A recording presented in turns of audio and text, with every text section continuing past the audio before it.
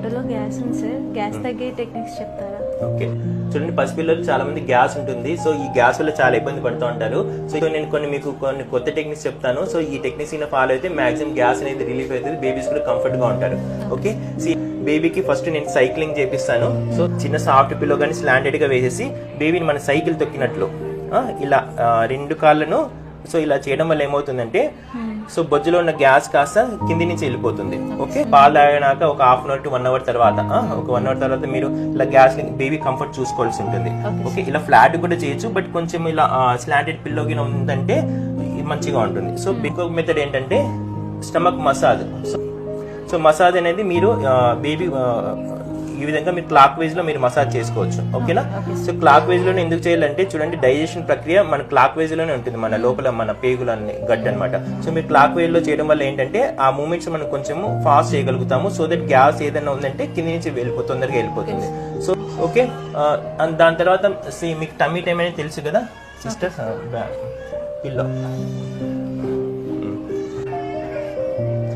So babies కి మనము ఇలా సాఫ్ట్ పిల్లో మీద కానీ లేదా బెడ్షీట్ మీద కానీ మనం ఇలా పడుకోబెట్టడం వల్ల బేబీస్ కంఫర్ట్ గా పడుకుంటారు. సో ఇలా ఛాతీ వరకు ఎత్తుండాలా. సో స్టమక్ అనేది కింద ఉండాలి. సో దీని వల్ల కూడా బేబీస్ తల ఒకవైపు పెట్టేసుకొని పడుకుంటారు. ఓకే, సో దీని వల్ల కూడా స్టమక్ లో గ్యాస్ రిలీవ్ అవుతుంది. ఇంకా ఫైనల్ గా బర్పింగ్ మీకు తెలుసు కదా, చిన్నపిల్లలు ఉంటారు కదా, 3-4 months లో బేబీస్ కి మనం బర్పింగ్ ఇలా కూర్చోపెట్టి కూడా చేయొచ్చు.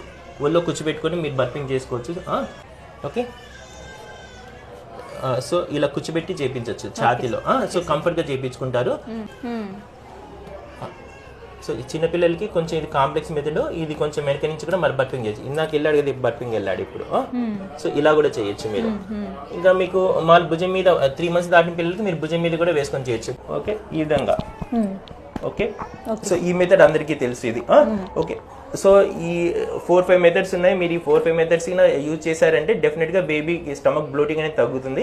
అయినా కూడా ఉందంటే మీ డాక్టర్ రాసిన కొన్ని డ్రాప్స్ ఉంటాయి, అరుగుదల చుక్కలు, అవి కూడా వాడుకోవచ్చు. ఓకే ఓకే ఓకేనా? యూస్ఫుల్. Okay, thank you. నేను ఒక నెంబర్ చెప్తాను, నోట్ చేసుకో. మీరు కూడా 8738030604 ఆ నెంబర్ కి వాట్సాప్ లో హాయ్ అని పెట్టాను. ఈ నెంబర్ ఎందుకు?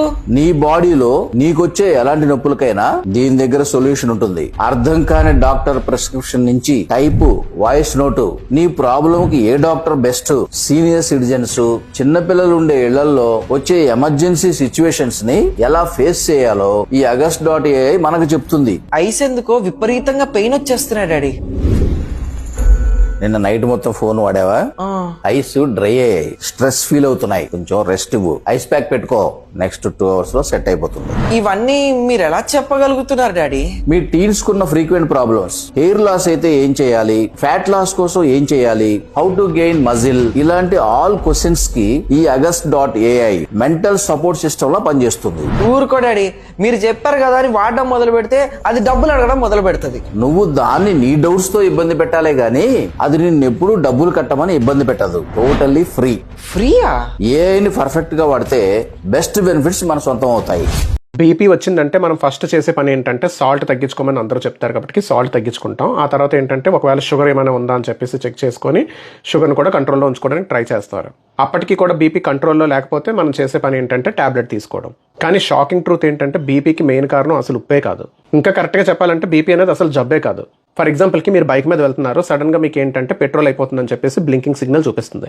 అప్పుడు మీరు వెళ్ళి పెట్రోల్ కొట్టిస్తారా, లేదంటే ఈ బ్లింకింగ్ సిగ్నల్ ఎందుకు కొడుతుందని చెప్పేసి మెకానిక్ దగ్గరికి వెళ్ళి ఆ వైర్ కట్ చేయించేస్తారా? సో సేమ్ సిమిలర్గా మీకు బీపీ వచ్చిన వెంటనే మీరు బీపీ మెడికేషన్స్ వాడుతున్నారంటే మీరు అక్కడ సిగ్నల్ని కట్ చేస్తున్నారనమాట. అంటే లైక్ మీకు వచ్చే బాడీ ఏదైతే మెసేజ్ ఇస్తుందో ఆ మెసేజ్ని మీరు డిలీట్ చేసేస్తున్నారు లేదా మ్యూట్లో పెడుతున్నారు మీకు తెలియకుండా ఉండడానికి. కానీ అసలు ఆ బీపీ పెరగడానికి గల కారణాలు ఏవైతే ఉన్నాయో అవన్నీ కూడా బ్యాక్గ్రౌండ్లో పెరుగుతూనే ఉంటాయి, వాటిని మనం ఇగ్నోర్ చేసేస్తూ ఉంటాం. అందుకని ఈ రోజు వీడియోలోని టాప్ 5 రీజన్స్ గురించి తెలుసుకుందాం. సాల్ట్ కాకుండా అసలు ఏ కారణాలు ఉంటాయి రియల్ గానీ. ఇందులో టాప్ 5th అనేది చాలా ఇంపార్టెంట్, సో లాస్ట్ వరకు చూడండి. సో అందులో నెంబర్ 1 ఏంటంటే పూర్ గట్ హెల్త్. ఎవరికైతే ఇలాగా డైజెషన్ ప్రాబ్లమ్స్ ఉంటాయో, అంటే కాన్స్టిపేషన్ ఉండడం కానీ, బ్లోటింగ్ ఉండడం కానీ, గ్యాస్ట్రిక్ ఇష్యూస్ ఉండి లాంగ్ టర్మ్ లో ఈ గ్యాస్ట్రిక్ టాబ్లెట్స్ వేసుకుంటారో వాళ్ళకి ఏంటంటే మెగ్నీషియం డెఫిషియన్సీ, అలాగే అదర్ న్యూట్రియన్స్ కూడా డెఫిషియన్సీ వస్తుంది. సో ఎప్పుడైతే ఇలాగా డెఫిషియన్సీస్ వస్తాయో వాళ్ళకి ఏంటంటే ఈ బ్లడ్ ప్రెషర్ అనేది పెరిగిపోతూ ఉంటుంది అనమాట. ఎందుకంటే లో మెగ్నీషియం, లో పొటాషియం, అలాగే లో బి విటమిన్స్ అన్ని కూడా బ్లడ్ వెజల్స్ ని స్టిఫ్ గా చేస్తాయి. నెక్స్ట్ నెంబర్ 2 ఏంటంటే క్రోనిక్ స్ట్రెస్. ఇదేంటంటే కంటిన్యూస్ గా ఉండే స్ట్రెస్ అనమాట. సో ఎవరికైతే ఇలా కంటిన్యూస్ గా స్ట్రెస్ లో ఫీల్ ఫీల్ అవుతూ ఉంటారో వాళ్ళకి ఏంటంటే హై కార్టిసోల్ లెవెల్స్ ఉంటాయి. సో ఎప్పుడైతే మీకు ఇలా కార్టిసోల్ ఎక్కువగా ఉంటుందో అప్పుడు ఏంటంటే మీకు ఈ ఆర్టరీస్ అనేవి టైట్ అయిపోతూ ఉంటాయి. సో ఇలా టైట్ అయిపోయినప్పుడు కూడా మీకు బ్లడ్ ప్రెషర్ అనేది ఇంక్రీజ్ అవుతుంది అనమాట. నెక్స్ట్ థర్డ్ వన్ ఏంటంటే protein deficiency. Most of the Indian మీల్లో ఏంటంటే మనకు చాలా తక్కువ ప్రోటీన్ ఉంటుంది. సో మనం తీసుకునే ప్రోటీన్ ఓన్లీ మజిల్కి యూజ్ అయిపోవడం జరుగుతూ ఉంటుంది అనమాట మోస్ట్ ఆఫ్ ద టైం. కానీ ఎవరికైతే ఇలాగ ప్రోటీన్ డెఫిషియన్సీ ఉంటుందో వాళ్ళకి ఏంటంటే ఆల్బమిన్ అని చెప్పేసి ఒక ప్రోటీన్ తయారు చేసుకుంటుంది బాడీ లోపల. కానీ దానికి మనకి ఏంటంటే ఇనఫ్ ప్రోటీన్ కావాలి. ఎప్పుడైతే మీకు ఈ ఆల్బమిన్ అనేది తక్కువ తయారవుతుందో అప్పుడు ఏంటంటే మీకు బ్లడ్లోని వాటర్ అనేది ఎక్కువైపోతుంది అనమాట. ఎగ్జాంపుల్కి ఈ ఆల్బమిన్ అనేది మీ బ్లడ్ స్ట్రీమ్లోనే ఒక స్పాంజ్ అనుకోండి. అదేంటంటే మీ బ్లడ్లో ఉండాల్సిన వాటర్ని మేనేజ్ చేస్తూ ఉంటుంది అనమాట. ఒకవేళ అది కనుక తక్కువ ఉంటే మీకు బ్లడ్ స్ట్రీమ్లో ఏంటంటే వాటర్ అనేది ఎక్కువైపోతుంది, దానివల్ల పఫీనెస్ ఎక్కువైపోతుంది, దానివల్ల ఏంటంటే మీకు బ్లడ్ ప్రెషర్ ఇంక్రీజ్ అవుతుంది. అందుకని మన డైట్లో ఎప్పుడు కూడా మంచి ప్రోటీన్, హై క్వాలిటీ ప్రోటీన్ ఉండేలా చూసుకోవాలి ప్రతి మీల్లో. అండ్ ఫోర్త్ వన్ ఏంటంటే మీ యొక్క లివర్లో కానీ మీ కిడ్నీలో కానీ ప్రాబ్లం ఉందంటే ఇలా బీపీ రైజ్ అవుతుంది. సో మీరు ఏంటంటే ఇలా బీపీ టాబ్లెట్ వేసుకొని ఆ లివర్ని కానీ ఈ కిడ్నీ హెల్త్ని కానీ ఇగ్నోర్ చేసినట్లయితే అవి పాడైపోతూ ఉంటాయి అనమాట కంటిన్యూస్గా. సో మీ లివర్ హెల్త్, కిడ్నీ హెల్త్ ఎలా ఉన్నది, అది బాగా ఫ్లష్ అవుట్ అవుతుందా, కరెక్ట్గా డీటాక్సిఫికేషన్ అనేది జరుగుతుందా లేదా అనేది చెక్ చేయించుకోవాలి. లేదంటే మీకు ఏంటంటే అవి అలాగే ఉండిపోతాయి. ఇక్కడ బీపీ కోసమని మీరు టాబ్లెట్ వేసుకుంటూ ఉంటారు, అక్కడ లివర్, కిడ్నీ కూడా చెడిపోతూ ఉంటాయి. ఇంకా మోస్ట్ ఇంపార్టెంట్ ఫిఫ్త్ వన్ ఏంటంటే థైరాయిడ్ ఇంబ్యాలెన్స్ అనమాట. మీరు అనుకోవచ్చు నాకు థైరాయిడ్ ప్రాబ్లం లేదని, బట్ ఏంటంటే మీరు మీ యొక్క బ్లడ్ వాల్యూస్ని చూసుకొని థైరాయిడ్ ఉందా లేదా అనేది కనుక్కోవడం చాలా కష్టం. ఎందుకంటే అది ప్రతి ప్లేస్ని బట్టి ప్రతి మనిషికి డిఫరెంట్గా ఉంటాయి అనమాట ఆ వాల్యూస్ అనేవి.